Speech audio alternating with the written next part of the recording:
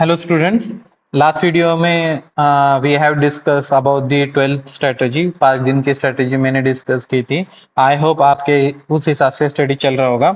अभी यहाँ पे मैं राइटिंग प्रैक्टिस सेशन का वीडियो क्यों ले रहा हूँ इंस्टेड ऑफ सॉल्विंग पेपर, क्योंकि मैंने बहुत बार ऑब्जर्व किया कि बहुत सारे स्टूडेंट पढ़ भी लेते हैं, बोर्ड का प्रेशर एक्सेट्रा वजह से होता है, बट वो एक चीज भूल जाते हैं कि प्रेजेंटेशन यहाँ पे बहुत मैटर करता है। Most of you have attempted the JEE first session. वहां पे एम आपका था जेई में या फिर नीट में, एम क्या होता है कि आप आंसर तक पहुंचो जल्दी से जल्दी, किसी भी रास्ते से मैटर नहीं करता। सीबीएसई में ऐसा नहीं होता, आंसर तक पहुंचना भी इंपॉर्टेंट होता है और आप किस तरह से वहां पे गए हैं वो भी अच्छी तरह से रिप्रेजेंट करना जरूरी होता है। तो मैं एक कुछ कॉमन पॉइंट डिस्कस कर लूंगा यहाँ पे। जो मोस्ट ऑफ द टाइम मैं ऑब्जर्व जब मैं पेपर चेक कर रहा हूँ तो कि कॉमनली ये मिस्टेक्स मुझे दिखाई देते हैं मिस्टर स्टूडेंट्स के पेपर में। तो पहले तो आते हैं, सबसे पहले जब आप खास करके न्यूमेरिकल सॉल्व कर रहे हो तो आप रफ वर्क के लिए क्या करते हो, एकदम पे किसी पेज के पीछे ले लेते हो या फिर मतलब आंसर शीट का लास्ट पेज ले लेते हो, वहां पे कैलकुलेशन करते हो। अब प्रॉब्लम क्या हो जाती है, जब आपका फर्स्ट न्यूमेरिकल है तो कोई बात नहीं है, पर जैसे पेपर खत्म हो जाता है, लेते आपने 15-20 कैलकुलेशन वहां पे किए, फिर बाद में अगर आपको क्रॉस चेक करना है आपकी कैलकुलेशन बहुत मुश्किल हो जाती है। Instead of that what I will suggest to you is कि आप जब सॉल्व कर रहे हो ना न्यूमेरिकल, तो आपका जो 1/3, लेट्स से 1/3 या फिर 1/4 पेज को आप खास करके सिर्फ यहाँ पे ऐसी लाइन ले लो। अभी ऑब्वियसली स्ट्रेट लाइन नहीं है, आप स्केल यूज करके आपके जो बोर्ड का पेपर है वहां पे लाइन खींच दो। जो भी आप कैलकुलेशन करो वहां पे करो। लेट्स से यहाँ पे कुछ मैं फॉर्मूला लिख दो हमारा कुलम्स का। ओके, यहाँ पे के सो आपका जो भी कैलकुलेशन करना है वैल्यू डालने के बाद वो यहाँ पे करो।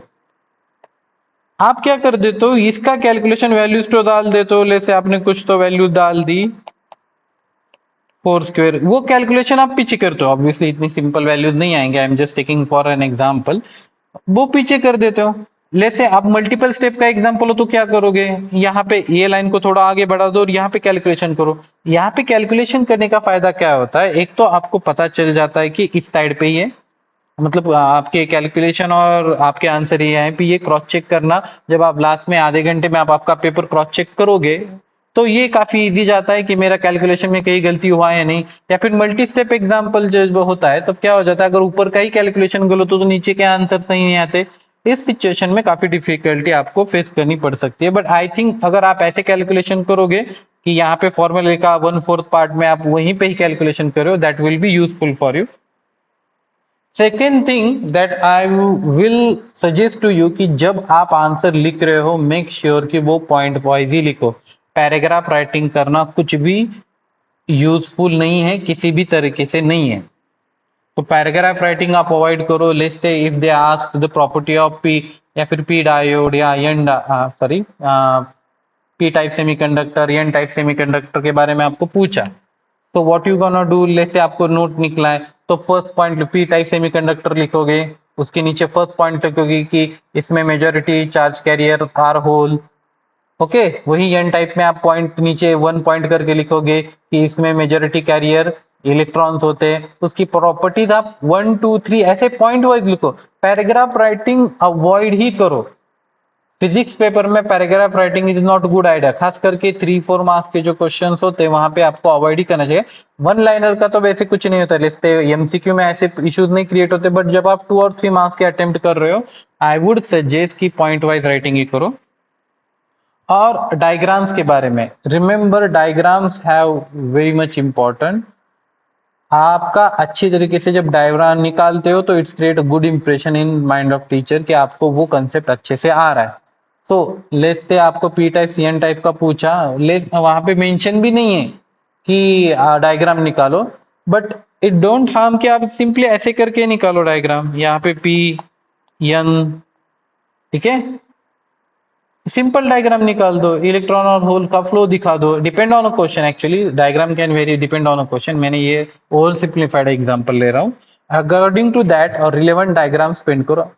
कुछ कॉम्प्लिकेटेड डायग्राम ड्रॉ करने की जरूरत नहीं, सिंप्लीफाइड ड्रॉ करो। इवन इन न्यूमेरिकल, अगर आपको कुछ न्यूमेरिकल है तो फ्री बॉडी डायग्राम ड्रॉ करना I would suggest, and it would be good, वहां पे ही ड्रॉ करो। सॉल्व करने से पहले वहां पे डायग्राम ड्रॉ करो। जैसे वहां पे आपको दो चार्ज का एग्जांपल दे दे, कूलम्स का ही ले लेते हैं हम, ओके, कूलम्स का ले लेते हैं। कूलम्स को आपको दो चार्ज, ये Q1 Q2 कहाँ है, तो मुझे क्या जरूरत नहीं है कि आप किसी पर्टिकुलर वहां पे कहा हो या नहीं, बट आपने ड्रॉ किया Q1 Q2, चार्जेस लिख दो 2 इंटू 10⁻³ कूलम, ऐसा कुछ आपको दिया होगा वैल्यूज, वो लिख दो और उसके बाद सॉल्व करना स्टार्ट करो। उसके बाद आप आपका फॉर्मूला लिखो, force is equal to K Q1 Q2 upon R², ये फॉर्मूला लिख दो बाद में। समझ आ रहा है? सो अगर आप ऐसे लिखोगे, उस डायग्राम के बाद फॉर्मूला लिखोगे, एक तो उसका दो फायदे है, आपके माइंड में भी क्लियर हो जाता है कि आपको कैसे किस तरह से सॉल्व करना है। और दूसरा, टीचर को भी क्लैरिटी आ जाती है जब वो चेक कर रहे हैं कि ओके, इस स्टूडेंट्स को ये कंसेप्ट समझ आ गया है बहुत अच्छे से। और ये मैं बहुत इन जनरल स्टेटमेंट कर रहा हूँ, कुछ शायद आप कुछ लोग उसमें कह सकते हैं कि नहीं सर, इसमें मेरा ओपिनियन थोड़ा डिफर करता है। यस, मैं ये जो भी स्टेटमेंट्स या फिर आपको जो बता रहा हूँ, एक on an average behaviour observe करने के बाद बता रहा हूँ, ठीक है।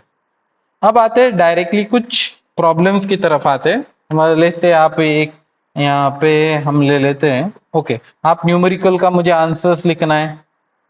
जो भी आप क्या करते हो, कुछ कुछ बार कुछ लोग सिर्फ 1 लिख के C लिख देते हैं, आगे ऑप्शन कोड नहीं लिखते वगैरह एक्सेट्रा।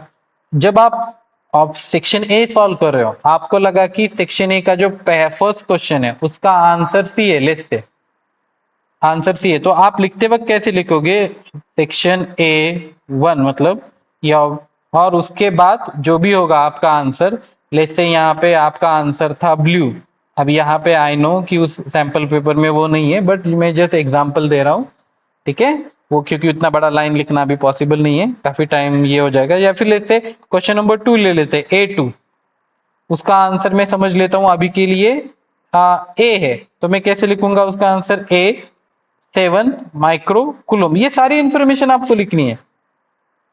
कुछ लोग सिर्फ ऑप्शन कोड लिख देते हैं या फिर कुछ को सिर्फ आंसर लिख देते हैं, नहीं, correct way of writing MCQs आप सब मेंशन करो वहां पे, ओके।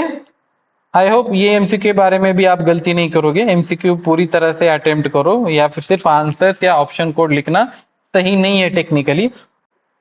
सो ठीक है, इस वीडियो के लिए हम यहीं रुकते हैं। नेक्स्ट वीडियो में मैं I will take one problem from this sample paper and we discuss the marking scheme.